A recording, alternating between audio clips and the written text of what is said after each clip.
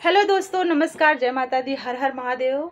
तो आप सभी को मेरे पूरे परिवार की तरफ से और मेरी तरफ से हैप्पी होली एडवांस में। आप लोग होली एंजॉय कीजिए और मेरा ये प्यारा सा होली का भजन सुनिए और पूरा फुल वॉचिंग कीजिए और मेरी वीडियो को लाइक कीजिए, मेरे चैनल को सब्सक्राइब कीजिए और सपोर्ट कीजिए।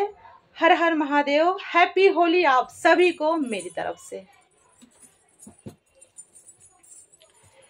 किसने